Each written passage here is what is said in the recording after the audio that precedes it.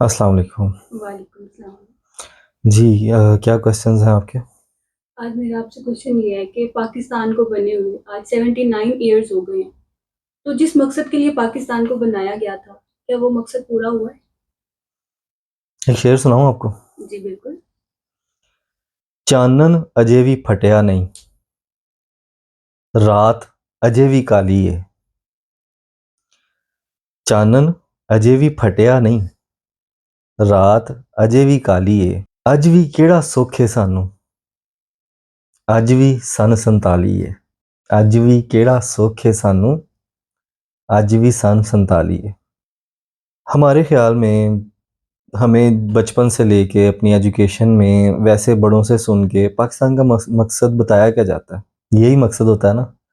पाकिस्तान का मकसद ये था कि सारे मुसलमान जो है ना उनको एक अलहदा वतन मिले जहाँ पे वो अपनी मर्ज़ी से इबादत कर सकें, जहाँ पे वो अपनी मर्ज़ी से अपने कल्चर्स को सेलिब्रेट कर सकें, एट्सेट्रा एट्सेट्रा। यही पर्पस बताया जाता है ना। आपके ख्याल में पाकिस्तान बनने का ये पर्पस था? पाकिस्तान बनने का ये पर्पस बिल्कुल नहीं था। पाकिस्तान बनने का पर्पस ये था इस्लाम नाफिज हो सके as a Deen, as law, क्योंकि वो हिंदुओं के साथ और दूसरी मेजॉरिटीज़ के साथ रहते हुए पॉसिबल नहीं था। अब जब अल्लाह ताला ने एक टुकड़ा दे ही दिया पाकिस्तान को, याद रहे ये one of the very first countries हैं जो बगैर जंगो जदल के, बगैर किसी की फतह के, बस वो कहते हैं ना गली बाती वजूद में आ गया। कोई जंग नहीं हुई, कोई एफर्ट्स नहीं हुई। हाँ, जब ये बन गया उसके बाद जब हिजरत हुई, इधर से लोग उधर गए, उधर के लोग इधर आए, तब जो वाक़यात हुए हैं वो हम कहते हैं जी बड़ी कुर्बानी है। अभी तक हमें मकसद ही क्लियर नहीं है। उस वक्त भी एक मकसद लेके चले थे। इकबाल की शायरी उठाएं ना, कहते हैं ना पाकिस्तान का जो कॉन्सेप्ट है वो अल्लामा इकबाल ने दिया है। अब अल्लामा इकबाल की शायरी में क्या ये है कि जी वो हम गाय खाते हैं और हिंदू गाय की पूजा करते हैं तो हम इकट्ठे नहीं रह सकते। ये आर्ग्यूमेंट्स नहीं थे। आर्ग्यूमेंट्स ये थे कि फंडामेंटली इस्लाम जो एक एज अ दीन है वो मुस्लिम्स जहाँ पे रहेंगे वहाँ पे इम्प्लीमेंट करके रहेंगे। ठीक है, जैसे कि इस्लाम की ताज़ीरात हैं। अच्छा, अब इस्लाम का जब दीन नाफिज करने की बात आती है ना तो उसको बड़ा नेगेटिव वे में पोर्ट्रे किया जाता है। जैसे जी शरीयत नाफिज हो जाएगी ना, औरत के लिए बुर्का ज़रूरी हो जाएगा, फिर कोड़े पड़ा करेंगे, फिर चोर के हाथ कटेंगे। वो इस तरह करके ना उस चीज़ को मुसलमानों को भी डरा दिया जाता है ये कह के, जबकि इस्लाम नाफिज करने का मतलब ये था कि पूरी की पूरी जो बादशाही है वो सिर्फ और सिर्फ अल्लाह की होगी। कॉन्सेप्ट ये था।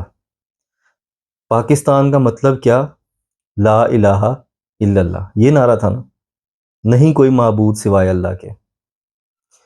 अब इस नारे पे ही गौर कर लें, नहीं कोई माबूद सिवाय अल्लाह के, ये कह के यानी अल्लाह का नाम लेके एक कौम ने एक मुल्क हासिल किया, प्रोपेगेंडा करके, पूरी दुनिया में रौला डाल के कि हम जी बड़े सगीर के मुसलमान हैं, अगर हमें और हिंदुओं को एक ही कंट्री में छोड़ दिया गया तो ये हो जाएगा और वो हो जाएगा, और वो हो भी रहा है। बात ठीक है। आज जो इंडिया में मुसलमानों के साथ हो रही है वही हमारा भी मुकद्दर होती है अगर पाकिस्तान सेपरेट स्टेट ना बनता। लेकिन क्या सेपरेट स्टेट बनाने का मकसद ये था कि हिंदू हम पे जुल्म ना करें? अब ये जो नारा है ना पाकिस्तान का मतलब क्या, ला इलाहा इल्लल्लाह, कि मुसलमान ये कह रहे थे कि हम पाकिस्तान बनाएंगे और उसका मतलब ये होगा कि अल्लाह के सिवा कोई हमारा माबूद नहीं रहेगा। क्योंकि पाकिस्तान बनने से पहले क्या हो रहा था, एक ब्रिटिश सुपर पावर की गुलामी कर रहे थे मुसलमान भी हिंदू भी। तो हमने कहा अब हम फर्दर गुलामी नहीं करेंगे। तो जैसे ही पाकिस्तान बना हमने एक सुपर पावर की गुलामी छोड़ी, दूसरी की स्टार्ट कर दी। आज भी सिंपल सी बात है, ये कोई सीक्रेट नहीं है, आज भी पाकिस्तान अमेरिका का गुलाम है। पाकिस्तान की फॉरेन पॉलिसी, पाकिस्तान की इंटरनल पॉलिसी कहाँ से तय होती है? वॉशिंगटन से। कौन तय करता है? CIA। ये कोई सीक्रेट नहीं है। अब हमें क्या किया जाता है, हमारी आवाम को प्रोपेगेंडाइज किया जाता है, प्रोपेगेंडा बनाया जाता है। जितनी भी डिवाइड एंड कॉन्कर पॉलिसी है वो सारी इसी तरह इंप्लीमेंट की जा रही है। मुस्लिम कंट्रीज को डिवाइड करके उनको कॉन्कर किया जा रहा है वन बाय वन। उसमें आप देख लें, कभी शाम के ऊपर 10 साल लड़ाई हो रही है, इराक के ऊपर 10 साल लड़ाई हो रही है। आहिस्ता आहिस्ता उनको सारे को निचोड़ के उनके कुदरती रिसोर्स हो गए, उनकी जियोग्राफिकल अहमियत हो गई, वो सारा कुछ जब यूज़ कर लिया, सुपर पावर उसको टिश्यू पेपर की तरह फेंक के दूसरे इस्लामिक कंट्री की तरफ चला जाता है। अल्लाह ताला ने ये स्टेट बनवा दी 1947 में, इसराइल के बनने से 1 साल पहले। पर्पज़ क्या बताया गया? अल्लाह का नाम लिया गया। हम अल्लाह के सिवा किसी को माबूद नहीं समझते, लेकिन पाकिस्तान बनने से पहले ब्रिटिश राज को माबूद समझा हुआ था हमने। जो वो कहेगा वही हम इम्प्लीमेंट करेंगे। आजकल आप देखें, ये रिसेंटली कुछ चंद साल पहले DEI के नाम से, डाइवर्सिटी एक्विटी इंक्लूजन, इस नाम से ना एक ग्लोबल फिनोमिना वजूद में आया। पाकिस्तान की भी जितनी भी कंपनीज़ हैं, जितने भी गवर्नमेंट के इदारे हैं, जितनी भी प्राइवेट कंपनीज़ हैं, उनके ऊपर भी ये चीज़ मुसल्लत की गई। आपके ऑर्गेनाइजेशन में डाइवर्सिटी होनी चाहिए। डाइवर्सिटी का मतलब ये है कि मुख्तलिफ बैकग्राउंड्स के लोग वहाँ पे जॉब कर सकें। एक्विटी, एक्विटी का मतलब है कि सबको बराबरी का आपने रखना है। इंक्लूजन यानी ऐसे तबके जिनको इंक्लूड नहीं किया जाता यूजली, जैसे कि माजूर अफराद हैं, जिनको हम यूजली सोसाइटी में इंक्लूड नहीं करते, उनको इंक्लूड किया जाए। अब पाकिस्तान बना 47 में, इस्लाम आया आज से तकरीबन 1450 साल पहले। तो डाइवर्सिटी, एक्विटी, इंक्लूजन ये इस्लाम ने पहले दी थी या 3 साल पहले अमेरिका ने इम्प्लीमेंट करवाई है? जब भी आपने देखना हो ना इस दुनिया में हुक्म किसका चलता है, तो आपने ये देखना होता है कि कल्चर किस कंट्री का चलाया जा रहा है। पहनावे हम किस कौम को देख के पहनते हैं। फैशन कौन डिसाइड करता है? अमेरिका। हॉलीवुड हमारे ब्रेन डेवलपमेंट कर रहा है। सारा प्रोपेगेंडा जो हमारी जनरेशन को इस वक्त दिया जा रहा है कि लड़की लड़के में कोई फ़र्क नहीं होता, मैं अपने अंदर अपने आप को एक लड़की महसूस करता हूँ, तो मैं अपने जो है ना वो सारे सिस्टम चेंज करा के लड़की बन सकता हूँ। लड़की फील करती है, मैं अपने आप को चूंकि लड़का फील करता हूँ। ये जेंडर पॉलिटिक्स, ये सारा कुछ ये फैल किससे रहा है? कहाँ से रहा है? अमेरिका से। कपड़े उनके कहे हुए पहनते हैं, लैंग्वेज उनकी कही हुई बोलते हैं। ठीक है, हमारा रख रखाव, हमारी एलीट सोसाइटी, हमारा each and every image America के इमेज में क्रिएट हो रहा है। तो ला इलाहा इल्लल्लाह कहाँ है? अल्लाह के कहे पे कब चल रहे हैं? यानी वेस्टर्न कपड़े पहनना इस दुनिया में सवाब है।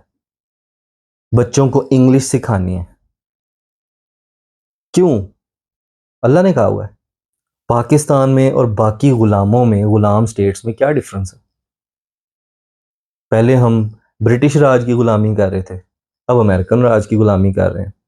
कल को चाइना सुपर पावर बन गया तो जो चाइना कर रहा है वो हमारा करना फर्ज हो जाएगा। कौन सी आज़ादी? चलें ये भी बात कर लेते हैं। हम 1947 में 14 अगस्त को आज़ाद हो गए थे। अब हम आज़ाद हैं, हम जैसे चाहे इबादत कर सकते हैं, जैसे चाहे घूम फिर सकते हैं, हमारे सिविल राइट्स होंगे, ह्यूमन राइट्स होंगे। कहाँ है? कौन सी आज़ादी है आपको? यहाँ मेरे माइंड में क्वेश्चन आता है कि पाकिस्तान को इस बेस पे बनाया गया कि ये एक आज़ाद मुल्क होगा, यहाँ पे मुसलमान अपनी मर्जी से ज़िंदगी गुजार सकेंगे, लेकिन आज भी हम बहुत तरह से ना गुलामी कर रहे हैं, ख्वाह वो माशरती हो, मुआशी हो, सियासी हो। तो उससे हम कैसे निकल के आज़ाद हो सकते हैं? अपनी डेफिनेशन दोबारा वही कर लें, जिस कहते हैं ना, जिस नाम पे रो रो के हमने एक चीज़ हासिल की थी। वो होता है ना, एक बच्चे को अगर लैपटॉप चाहिए ना, वो नाम किस चीज़ का लेता है? अब्बू पढ़ाई के लिए बहुत ज़रूरी है, अब्बा जी लैपटॉप ना हुआ मैंने फेल हो जाना है। तो यही कह कह के पाकिस्तान लिया था ना। अल्लाह से दुआएं भी की थी, अपने बड़े बड़े लोग शहीद करवाए थे। तो इससे बड़ी कोई मुनाफकत हो सकती है? और मुस्लिम कंट्रीज जितने भी हैं, सारे उठा के देख। किसी पे भी इतना बड़ा जिम्मा नहीं है, किसी ने भी इतना बड़ा गुनाह नहीं किया कि अल्लाह का नाम लेके मुल्क बनाया और वहां दीन किसी और का नाफिज कर दिया। तो सियासी तौर पे देख लें, मुआशरती तौर पे देख लें, किसी भी तौर पे देख लें, हम एक कंफ्यूज्ड कौम बन गए। 1947 से पहले ना सबको ये क्लियर था हम गुलाम हैं, किसी को कोई शक नहीं था। 1947 के बाद हम कंफ्यूज्ड हैं। 14 अगस्त को हम आज़ादी भी मनाते हैं, हम आज़ाद हैं जी, और 14 अगस्त को ही कितने लोग हैं जिनको जेलों में डाल दिया जाता है किसी ना किसी बात पे। तो कौन सी आज़ादी? ये हमारे पाकिस्तान में एक नए लॉ पास हुए हैं जिसमें, जिसे ना आप कह लो कि किसी ने कोई अगर गुस्ताखी की है ना, अब गुस्ताखी कौन डिफाइन करेगा? यानी क्या बात इस्लामिक या किसी भी इस्लामिक पर्सनैलिटी के बारे में या किसी भी इस्लामिक थॉट के बारे में अगर कोई नया आइडिया प्रेजेंट करे, उसके ऊपर गुस्ताखी का लेबल लगाओ। तो पाकिस्तान के लॉ में 295 दफ़ा 295 ए बी सी ये चीज़ें इंट्रोड्यूस करवा दी गई हैं। आज़ादी कहाँ है? फिर इस्लाम को पॉलिटिकल हथियार के तौर पे यूज़ किया जाता है, पॉलिटिक्स के तौर पे यूज़ नहीं किया जाता। इस्लाम खुद पॉलिटिक्स है भाई, नहीं कोई माबूद सिवाय अल्लाह के, ये ज़मीन अल्लाह की है, यहाँ पे अल्लाह का कानून चलेगा। इस्लाम तो यही कह के उठा था ना, हम किसी बादशाह को नहीं मानते, हम किसी इंसान के लॉ को नहीं मानते, हम सिर्फ अल्लाह के लॉ को मानते हैं। मुसलमान तो यही कह के उठे थे, दुनिया फतह भी की थी इसी नाम पे। कहाँ है वो इम्प्लीमेंटेशन? ये नहीं नहीं, ये बात नहीं करनी, अमेरिका को बुरा लग जाएगा। अमेरिका को बुरा लग जाएगा तो अमेरिका सैंक्शंस लगा देगा, सैंक्शंस लगा देगा तो हम ट्रेड कैसे करेंगे? हमारी इकोनॉमी कोलैप्स कर जाएगी। ईरान ने 40 साल बर्दाश्त किए हैं सैंक्शंस, कौन भूखा मरा है वहां पे? उनके लीडर्स ने अमेरिका की गुलामी जो है वो कबूल नहीं की, मार दिए गए, शहीद हो गए। क्या बिगड़ा? मेरे ख्याल में उन्होंने इज्जत कमाई है, पूरी दुनिया आज ईरान की रिस्पेक्ट कर रही है। ये जो कुछ भी हैं, जो कुछ भी हैं, बेशक 40 साल से उनकी इकोनॉमी कोलैप्स हुई हुई है। यही डर होता है ना, पाकिस्तान को क्या डर सुनाया जाता है? हम अमेरिका के खिलाफ चले जाएं, माई बाप के खिलाफ चले जाएं।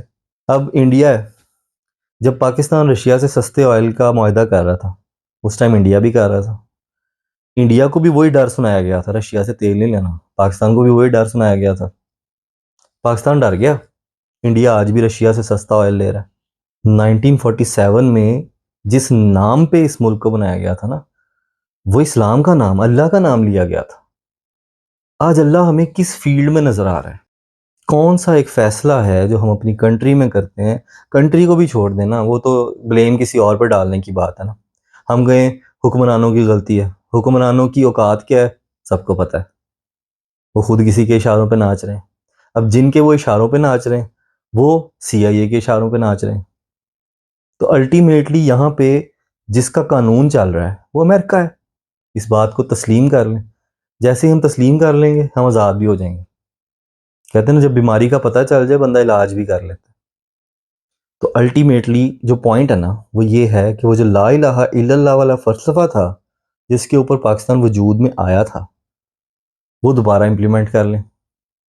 पहले तो वो समझ लें पाकिस्तान बना क्यों था।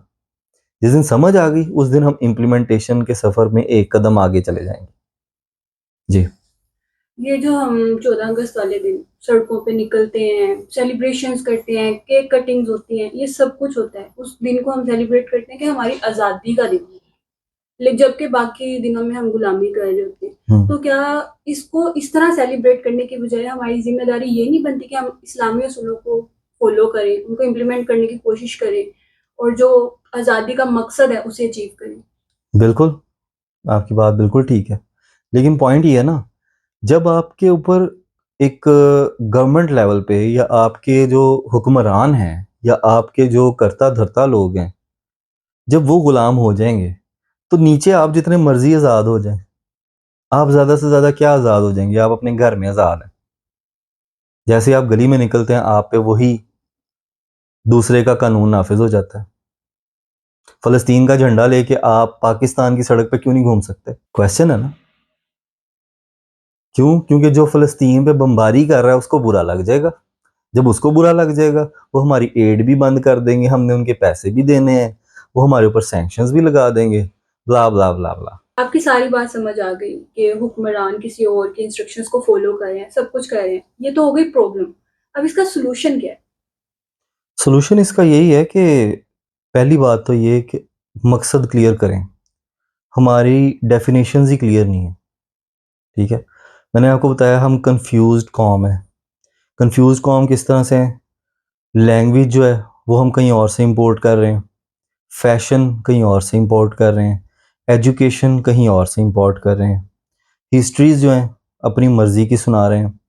पाकिस्तान कैसे वजूद में आया, पाकिस्तान किस तरह तश्कील दिया गया, पाकिस्तान किस किस की एफ़र्ट की वजह से आया गया, पाकिस्तान जो है उसको बनाने का मकसद क्या था। ये मुतालिया पाकिस्तान से बाहर निकले, रियलिटीज़ बतानी शुरू करें। जिस दिन हम रियलिटीज़ बतानी शुरू कर देंगे उस दिन हमारा सही रास्ते पे आने का सफ़र शुरू हो जाएगा। अब बात ठीक है, आपका भी क्वेश्चन जेन्युइन है कि जी समझ आ गई कि प्रॉब्लम क्या है, हम किसी और कौम के मतहत हैं, लेकिन वो हमारे हुक्मरान हैं। तो पॉइंट ये है कि जब इतनी बड़ी तहरीक खड़ी करके हम एक सुपर पावर से कह के अपना मुल्क अलग करवा सकते हैं, तो उस मुल्क के हुक्मरान नहीं ठीक कर सकते। प्रॉब्लम ये है कि उस वक्त भी डिवाइड एंड कॉन्कर चल रहा था, उस वक्त भी डिवाइड क्रिएट की गई थी ताकि हम पे हुक्मरानी की जा सके। मुसलमान और हिंदू और सिख और इनको डिवाइड करके इनके ऊपर रूल किया जा रहा था। आज पाकिस्तान में ये किया जा रहा है।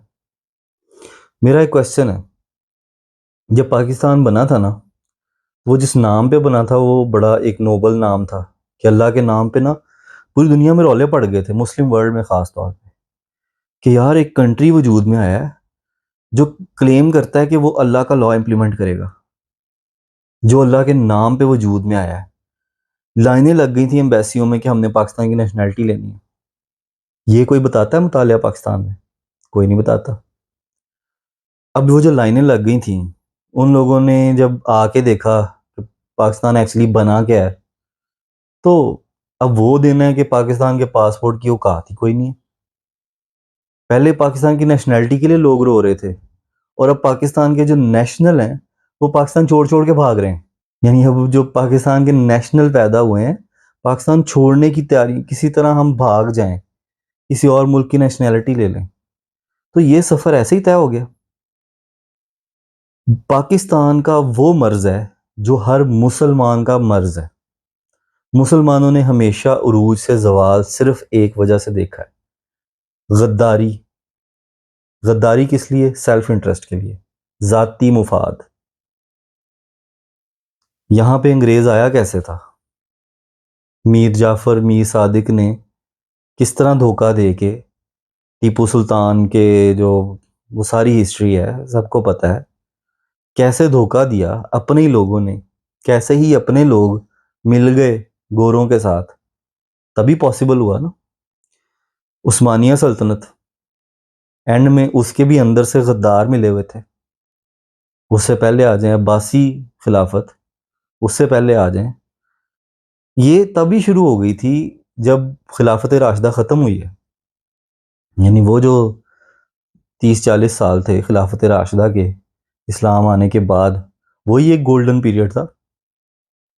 उसके फ़ौरन बाद से इवन हज़रत अली से, हज़रत उस्मान की शहादत से इश्यूज शुरू हो गए थे। और क्या था? अंदर का डिवाइड था, अंदर से टूटे हुए थे। मैं ये बात करूँगा, 79 ईयर्स पाकिस्तान को बने हुए हो गए हैं। उसमें दो बहुत बड़े वाक़यात थे जिन्होंने पाकिस्तान को बनाए रखा, सरवाइव करवाए रखा, और उसमें पाकिस्तानियों का कोई कमाल नहीं। अगर कोई कहे ना पाकिस्तान वजूद में आया ये फ़लाँ की एफ़र्ट थी और फ़लाँ की, किसी की एफ़र्ट नहीं थी। अल्लाह ने चाहा था वजूद में आ गया, मौज़ाती तौर पे वजूद में आया। अब इस्लाम का नाम लेके कंट्री बनाई, और कंट्री उस बंदे ने बनाई जो मौलवी नहीं है। कायद आज़म मौलवी नहीं थे, एक वकील था, कुत्ते रखे हुए थे, ठीक है? सिगार पीते थे, ठीक है, स्नूकर खेलते थे, इंग्लिश बंदा था, मौलवी तो नहीं था, लेकिन उसकी आइडियोलॉजी क्लियर थी। उसको ये पता था कि जिनसे मैं डील कर रहा हूँ मैंने उनको कैसे काबू करना है। तो दो वाकयात हैं जिन्होंने पाकिस्तान को हमेशा सरवाइव करवा के रखा है। Number one, atomic power achieve करना। जिस दिन पाकिस्तान एटॉमिक पावर बना था, पाकिस्तान ने अपनी सिक्योरिटी इंश्योर कर ली थी। अब वो सिक्योरिटी तो है एक्सटर्नल, यानी आप पे एक्सटर्नल फोर्सेस हमला करते हुए हज़ार दफ़ा सोचेंगी, लेकिन व्हाट अबाउट इंटरनल? हमने अपने मुल्क के दो टुकड़े करवाए। 1971 में हमसे बांग्लादेश अलहदा हो गया। क्या वो किसी और ने किया? जिस मर्जी पे आप ब्लेम डाल लें, मैं कहता हूँ सारी दुनिया ने मिलके हमारे खिलाफ साजिश की होगी, लेकिन हमारे अपने हाथ थे जिन्होंने ये काम किया। हमारे अपने लोग थे जिनके रिकॉर्ड पे बयान है, जिन्होंने ये नफरत कॉज की, जिन्होंने ये डिवाइड कॉज की, और 1971 में पाकिस्तान के टुकड़े हो गए। आज मैं बहैसियत पाकिस्तान का नेशनल, पाकिस्तान के सूबे बलूचिस्तान में जाऊंगा, मार दिया जाऊंगा। ये होती है नेशनैलिटी। एक मुल्क का नेशनल होने का ये मतलब है कि मैं एक सूबे से दूसरे सूबे में जाऊंगा तो दूसरा सूबा मुझे मार देगा। इस लेवल का डिवाइड कैसे कॉज होता है? ये 2026 के हालात बता रहा हूं, ताज़ा तरीन सूरत हाल, कि मैं सुबाइयत की बेस पे मेरा शनाख्ती कार्ड देख के अगर उस पर इंडियन लिखा हो ना, शायद मैं बच जाऊं, लेकिन उस पर पाकिस्तान लिखा हो और पंजाबी लिखा हो ख़ास तौर पे, तो बलूचिस्तान में मेरा मरना तय है। ये सिचुएशन है। तो एक्सटर्नल चीज़ों से एटम बम अल्लाह ताला ने हमें दे के बचा लिया। हमने इंटरनल क्या हालात किए हुए हैं?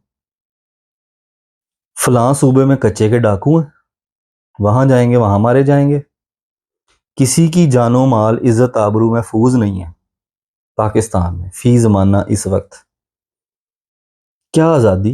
कौन सी आज़ादी? खिलाफत राशिदा हमें सिर्फ ये याद दिलाती है, एक दफ़ा का जिक्र था, मुसलमान बड़े उरूज पे थे। क्या वो याद करने को रह गया?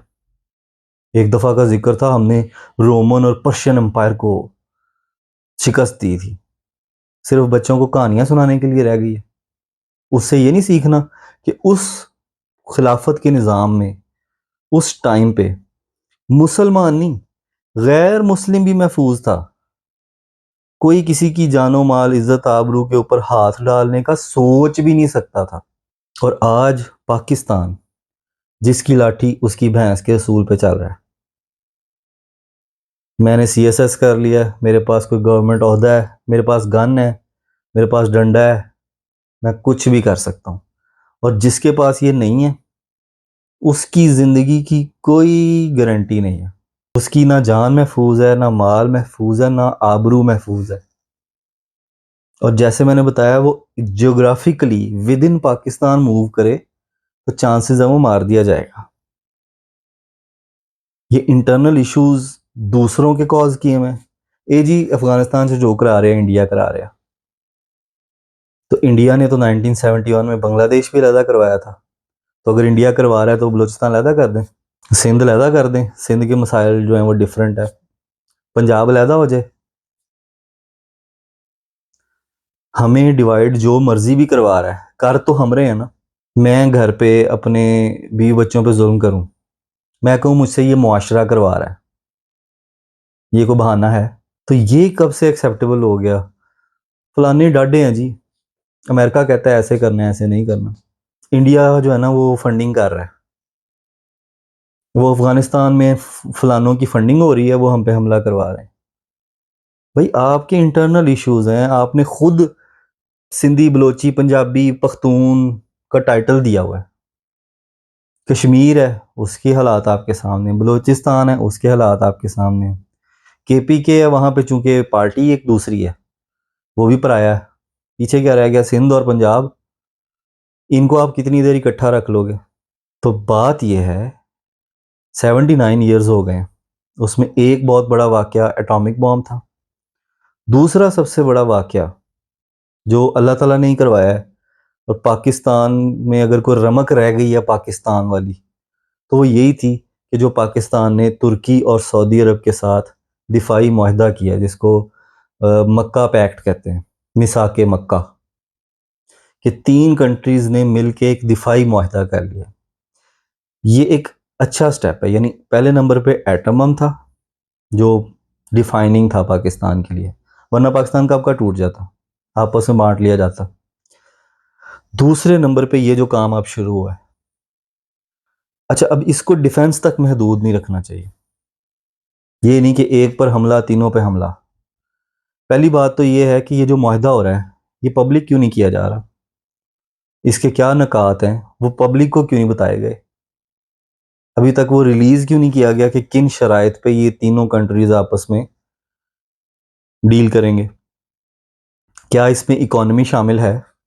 अगर पाकिस्तान के ऊपर कोई इकोनॉमिक अटैक होता है, तो क्या सऊदी अरब और तुर्की पाकिस्तान को फंड करेगा? क्वेश्चन है ना। क्या सऊदी अरब को एटॉमिक की ज़रूरत पड़ती है, पाकिस्तान उसे एटॉमिक बनाएगा? तो पॉइंट ये है, हम अभी तक सुबाइयत से बाहर नहीं निकल सकते।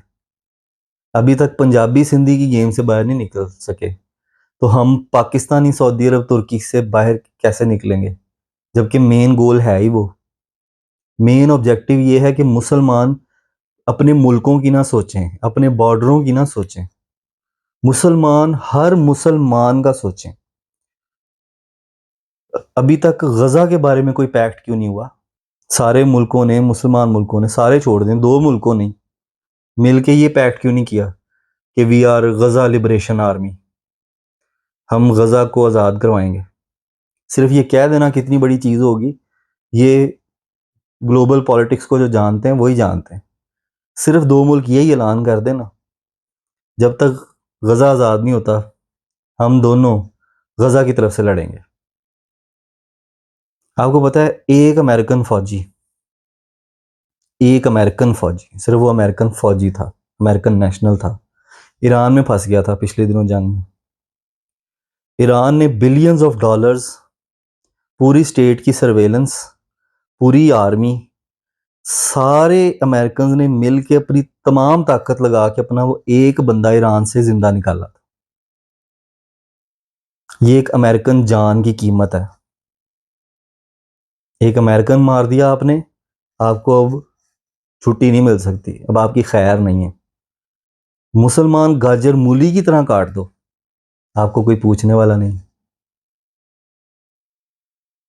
पाकिस्तान को अल्लाह ने बनाया, अल्लाह ने ही संभाला हुआ है, किसी बहुत बड़े मकसद के लिए संभाला हुआ है, जो मुझे लगता है। बाकी अल्लाह की अल्लाह बेहतर जानता है, मैं नहीं जानता।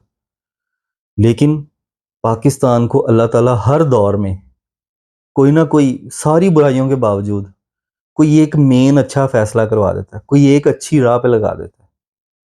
लेकिन कब तक? खुदा ने आज तक उस कौम की हालत नहीं बदली, ना हो ख्याल जिसे आप अपनी हालत के बदलने का। जब तक ज़ाती मुफाद से निकल के, और ये मैं हुक्मरानों की बात नहीं कर रहा, मैं हर पाकिस्तानी की बात कर रहा हूँ, इवन हर मुसलमान की बात कर रहा हूँ। मुसलमान का मर्जी ज़ाती मुफाद है। मैंने आपको बताया, ज़ाती मुफाद ही है जो आपसे गद्दारियाँ करवाता है, ज़ाती मुफाद ही है जो आप में एक डिवाइड लेके आता है। आप ग्लोबल पॉलिटिक्स को, पाकिस्तान को, इन सब चीज़ों को छोड़ के सिर्फ अपने ख़ानदान पे गौर कर लें। ज़ाती मुफाद क्या क्या नहीं करवाता। एज अ मुआशरा हमें पता है कि हम ज़ाती मुफाद के लिए किस किस हद तक गिरने को तैयार हैं, तो हुक्मरानों को ब्लेम बाद में करते हैं। और सीआईए को क्या ब्लेम करना, हमें तो पता भी नहीं है वो कैसे गेमें चला रहे हैं। जब तक हम इंडिविजुअली ये तहैया नहीं ना कर लेते कि हमने इंडिविजुअल नहीं रहना, मैं रिपीट करता हूँ, जब तक हम इंडिविजुअली ये इरादा नहीं कर लेते कि हम इंडिविजुअली नहीं रहेंगे, हम एक कौम बन के रहेंगे, तब तक हमारी यही हालत होगी। An American is always an American, a Chinese is always a Chinese, but a Pakistani is not always a Pakistani. He wants to leave his country. He wants to be European. He wants to be American. Anything but Pakistani. और जितने भी मुसलमान हैं वो ईरानी बनने को तैयार हैं, सऊदी बनने को तैयार हैं, तुर्क बनने को तैयार हैं, मलेशिया से होने को तैयार हैं, पाकिस्तानी होने को तैयार है, मुसलमान होने को तैयार नहीं। वो मुल्क आपस में लड़ लड़ के हजार हजार साल लड़ के United states, United kingdom, European union बन गए हैं। मुसलमान मुसलमान मजीद मुल्क तोड़ रहे हैं। पाकिस्तान बना, पाकिस्तान टूट के एक बांग्लादेश बन गया। अब वो खुदा न खास्ता जो बलूचिस्तान के हालात हैं वो टूट के बलूचिस्तान बन जाए, कश्मीर टूट के कश्मीर, अपने टुकड़े करी जाओ। वो लोग यूनाइटेड बनाई जा रहे हैं, हम डिवाइडेड बनाई जा रहे हैं। तो इन 79 ईयर्स के अंदर सबसे पहले तो हम अपना पर्पस भूल गए। हमें अपना पर्पस रीन्यू करने की ज़रूरत है। उसके बाद हमें सब कौमियतें, सब सुबाइयतें, सब चीज़ें छोड़ के मुसलमान बनना होगा। मुझे अपने हमसाये की, अपनी फैमिली जितनी केयर करनी होगी, मुझे अपने हुक्मरान को अकाउंटेबल करना पड़ेगा। और हुक्मरान भी जो ट्रू हुक्मरान है, ये नहीं जो हमें दिखाए जाते हैं कि ये आपका हुक्मरान, ये हुक्मरान नहीं है, ये भी किसी के इशारे पे नाच रहे हैं। हुक्मरान मुसलमानों में वो होते हैं जो मार दिए जाते हैं। मेरी बात पे गौर कीजिएगा। ईरान के सुप्रीम लीडर खामनाई साहब ने झुकने से इनकार कर दिया था, मार दिए गए। पाकिस्तान एटॉमिक कंट्री होके भी उसके हुक्मरान कैसे जिंदा हैं, बल्कि वो तो जफियां डाल रहे हैं। How is that possible? Iran के पास तो एयरफोर्स तक नहीं है, लेकिन वो पूरी दुनिया के लिए थ्रेट है। पाकिस्तान के पास एटॉमिक बॉम्ब्स हैं, लेकिन पाकिस्तान थ्रेट नहीं है। पाकिस्तान से किसी को कोई डर नहीं है। पाकिस्तान आज गए ना कि फ़लस्तीन पे अब एक फायर भी हुआ तो मैं एटम बम चला दूंगा, तो पाकिस्तान दुनिया की सबसे बड़ी थ्रेट बन जाएगा रातों रात। हमें ये सोचने की ज़रूरत है, क्या हम प्रॉपरली पाकिस्तान को समझते हैं? पाकिस्तान है क्या? और क्या हमें ये पता है पाकिस्तान चला कौन रहा है? और क्या पाकिस्तान सही डिसीजंस कर रहा है? और क्या पाकिस्तान का जवान पाकिस्तान के लिए काम कर रहा है? अगर आज हम पाकिस्तान को दोबारा उस मकसद की तरफ ले जाना चाहें जिसके लिए ये मुल्क बनाया गया था, तो हमें कौन से अमली इकदाम करने होंगे इंडिविजुअल लेवल पे? इंडिविजुअल लेवल पे सबसे पहले तो हमें अपनी शनाख्त दोबारा वापस लेनी होगी। हमारी आइडेंटिटी क्लियर नहीं है। यानी क्या मतलब पाकिस्तानी? पाकिस्तान की हिस्ट्री एग्जिस्ट नहीं करती। 47 से पहले क्या पाकिस्तान था? हमारी शनाख्त क्या है? सऊदी है ना, उनकी शनाख्त वो हज़रत इस्माइल से शुरू होती है। हज़रत इस्माइल वहाँ जाके आबाद हुए, वहाँ से एक अरब कौम बनी, उनकी एक हिस्ट्री है। ईरान उठा के देख लें, पर्शियन एम्पायर कदीम चलता चला आ रहा है, एक आइडेंटिटी है ना उनकी। पाकिस्तान की आइडेंटिटी क्या है? हम पहले हिंदू थे, मुसलमान हो गए, ये आइडेंटिटी है हमारी। आइडेंटिटी का क्राइसिस है इस वक्त। चाहते हम वेस्टर्न होना है कि मेरा बेटा इंग्लिश बोले अंग्रेज़ों से भी अच्छी, कपड़े पहने अंग्रेज़ों से भी अच्छे। जब हम अंग्रेज़ों से इम्प्रेस हैं, उनका कल्चर इंपोर्ट कर रहे हैं, नेटफ्लिक्स हमारे बच्चों को बता रहा है कि तुम्हारा कल्चर क्या है, तुमने हेयर स्टाइल कैसा रखना है, तुम्हारी चाल ढाल कैसी होगी, तुम्हारी कंपनीज में जो असूल इम्प्लीमेंटेड हैं वो वहाँ से आ रहे हैं। हमारी आइडेंटिटी क्या है? सबसे पहले पाकिस्तान को, पाकिस्तानी को आइडेंटिटी देने की ज़रूरत है। और पाकिस्तान को या पाकिस्तानी को आइडेंटिटी कोई भी नहीं देगा सिवाय अल्लाह के। और अल्लाह ने अपने बंदों को जो एक आइडेंटिटी दी है वो मुसलमान की है। पाकिस्तान में सिर्फ ये समझ लिया जाए ना, हम मुसलमान हैं, इस्लाम के फ़ौजी हैं, हमने इस्लाम के लिए काम करना है। अब क्या होगा? अचानक हमारी आइडेंटिटी क्लियर हो जाएगी। अभी हमारी आइडेंटिटी क्या है? गोरों जैसा बनना है। तब हमारी आइडेंटिटी क्या हो जाएगी? मोहम्मद जैसा बनना है। ज़मीन व आसमान का फ़र्क है। और जिस दिन हमारी आइडेंटिटी हमें मोहम्मद सल्लल्लाहु अलैहि वसल्लम की तरफ ले आई, सारे मसले हल हो जाएंगे। उस दिन फिर गज़ा के किसी एक बच्चे को किसी ने थप्पड़ भी मारा तो उसके बदले उस थप्पड़ मारने वाले को 1000 थप्पड़ों का खौफ होगा। जब हम मुसलमान आइडेंटिटी में आ जाएंगे कि तुमने एक मुसलमान पे हाथ कैसे उठाया, जब आपकी आइडेंटिटी क्लियर नहीं होगी, फिर अब मेरी आइडेंटिटी क्या है? मैं एक पाकिस्तानी पंजाबी लड़का हूं। अब कोई अफगान को मार रहा है, वो कौन सा मेरा है? पंजाबी को मारेगा, हाँ मुझे तकलीफ होगी यार, पंजाबी को क्यों मारा है? ये होता है आइडेंटिटी। आइडेंटिटी के अंदर हमारे फंडामेंटल फ्लॉज हैं। फिर इससे भी आगे हैं, राजपूत दी मलकाना लड़ाई हो गई, हम उससे भी ज्यादा डिवाइडेड हैं। यानी सिर्फ पंजाबी नहीं, जट तो साडे यार ने। What is this? अल्लाह सबको तमाम कबीलों से और तमाम कौमों से निकाल के सिंगल मुसलमानियत की तरफ लेके आया। हज का पर्पज क्या है? मस्जिद, इवन मस्जिद जाने का पर्पज क्या है? मस्जिद में क्या राणों की अलहदा सफ बनती है और मुगलों की अलहदा बनती है? अल्लाह ताला ने हमारे दीन को यूनिफाइंग पावर बनाया, यूनाइटेड बनाया था। हम अपने तमाम दुनियावी रुतबे मर्तबे कौमें वो सारा कुछ छोड़ के एक मुसलमान बनने के ऊपर ट्रेन हुए थे। और मुसलमान ही हैं जो टूटे हुए हैं। कभी अमेरिकन किसी ने कहा है तुम लोग पीटरसन्स हो और तुम लोग स्मिथ्स हो? अमेरिकन अमेरिकन है। We are proud American. उनमें कभी आपने ये कॉन्सेप्ट देखा? उनमें गोरे काले का होगा, मानता हूं मैं। उनमें कभी ये कॉन्सेप्ट देखा है फलाना पीटरसन है फलाना स्मिथ है? हमारे इधर वो जी असी जी मलकाना नहीं मिलते, साड़ी जरा राइयां ना लगदी है। ये पाकिस्तान था। तो हमें अपनी आइडेंटिटी क्लियर करने की जरूरत है। जिस दिन आइडेंटिटी क्लियर होगी सारा कुछ ही क्लियर हो जाएगा। जिस दिन आपकी आइडेंटिटी आ गई ना कि हम मुस्लिम्स हैं, फिर ईरान का दर्द भी हमारा दर्द है, गजा का दर्द भी हमारा दर्द है, लीबिया का दर्द भी हमारा दर्द है, शाम का दर्द भी हमारा दर्द है।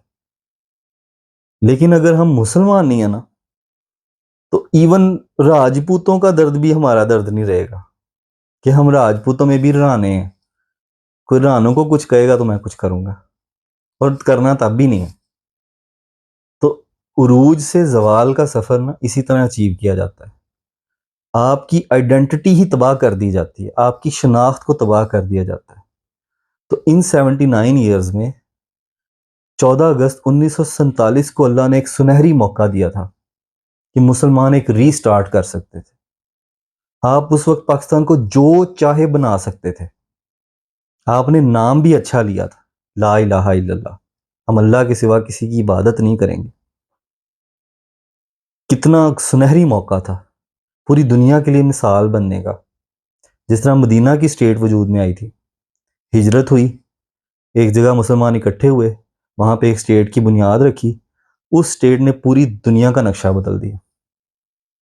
तो 14 अगस्त 1947 को ऐसा ही एक मौका अल्लाह ताला ने इस कौम को भी फराहम किया था।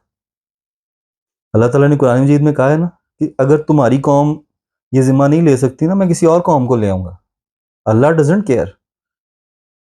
आपने देखा नहीं, अरबों के पास थी सरदारी मुसलमानों की, अल्लाह ताला ने उनसे लेकर तुर्कों को दे दी थी ना। तुर्कों की हुकूमत आ गई थी ना मक्का मदीना पे, पूरी दुनिया पे। तो हो सकता था 1947 में पाकिस्तान वजूद आया था तो अल्लाह ताला पाकिस्तान को लीडरशिप दे देता पूरी मुस्लिम उम्मा की। लेकिन पाकिस्तान ने इन 79 ईयर्स में क्या किया है? तो मेरा मकसद ये नहीं है कि मैं ये क्रिटिसाइज ही करता जाऊं कि पाकिस्तान ने ये किया पाकिस्तान ने वो किया। मेरा पर्पज़ ये है मैं ये बताऊं पाकिस्तान का अभी भी कुछ नहीं बिगड़ा। पाकिस्तान को अल्लाह ताला ने जो चीज़ें चाहिए वो दी हुई हैं, सिक्योरिटी गारंटी दी हुई है। अब आप इंटरनली अपनी सिक्योरिटी ख़राब करें, जैसे आपने बाहर सीसीटीवी कैमरे घर के लगा लिए, सिक्योरिटी गार्ड खड़े कर दिए, तमाम तरह आप बाहर से सिक्योर्ड हैं, लेकिन अगर आप घर में ही लड़ी जा रहे हैं तो क्या सिक्योरिटी? तो यही बात है, पाकिस्तान घर में ही लड़ी जा रहा है। सुबाइयत की बुनियाद पे, पॉलिटिकल पार्टीज़ की बुनियाद पे हर कोई अपनी मुफाद की खातिर हमें मज़ीद डिवाइड से डिवाइड तर करता जा रहा है। इस्लाम में फ़िरका वारियत लेके आके बेशक कर लें, सुन्नी शिया कर लें, वो उसमें से भी फर्दर कैटेगरीज़ निकाल लें। फिर उसके बाद पॉलिटिकल पार्टीज़ का इख्तलाफ। एक ड्राइंग रूम में 10 बंदे बैठ के 10 के 10 डिफरेंट पॉलिसी को फॉलो कर रहे हैं। तो इस तरह पाकिस्तान ने क्या कर लेना है? मज़ीद डिवाइड ही होना है। तो हमें यूनाइट होने की ज़रूरत है। अपने पर्सनल डिफरेंसेस को साइड पे रख के एज मुसलमान सोचना चाहिए। जितनी आपकी बड़ी सोच होती है उतने आप बड़े अचीवर होते हैं। अगर आपको सिर्फ अपनी पड़ी हुई है तो आपकी अपनी ही पूरी नहीं पड़नी, लेकिन अगर आपको पूरी मुस्लिम उम्मा की पड़ी है तो शायद आप किसी एक मुल्क को ठीक कर लें। तो एंड पे मेरा मैसेज यही है, हमें अपनी आइडेंटिटी, अपनी शनाख्त, इसको जानने की ज़रूरत है। इस्लाम से कनेक्ट होने की ज़रूरत है। अल्लाह से माफ़ी मांगने की ज़रूरत है और अल्लाह के दीन को इम्प्लीमेंट करने की ज़रूरत हमारी टॉप प्रायोरिटी है। और अल्लाह का दीन तभी इम्प्लीमेंट होगा जब हम अपनी शनाख्त अल्लाह से कनेक्ट करें कि हम ना पंजाबी हैं, ना पाकिस्तानी हैं, ना कुछ और हैं, ना राजपूत हैं, ना कुछ हैं। हम मुसलमान हैं। सिर्फ ये अपने बच्चों को पढ़ाना शुरू कर दें। अपने बच्चों को सब कुछ साइड पे रख के सिर्फ एक मुसलमान के लिए सोचने वाला बना दें, तो आप 25 करोड़ नहीं रहेंगे, आप 2 अरब हो जाएंगे रातों रात। और 2 अरब मुसलमान, उनमें कितनी पावर हो सकती है? वो ग़ज़वा बदर के 313 उठा लें और अब 2 अरब उठा लें। उन 313 की छड़ियों में जितनी ताकत थी ना, हमारे एटम बमों में भी उतनी ताकत नहीं है। वो ज़माने में मुअज़्ज़ज़ थे मुसलमान होकर, तुम ख्वार हुए तारिके कुरान होकर। ये भी इल्लामा इकबाल ने कहा था। बहुत शुक्रिया, आज आपने वाज़ेह कर दिया कि पाकिस्तान को किस मकसद के लिए बनाया गया था और आज क्या हो रहा है। अगर मुसलमान एक होके एक दूसरे के लिए जीना शुरू करें तो उम्मीद है कि हम किसी भी तरह की कामयाबी हासिल कर सकते हैं। बिल्कुल।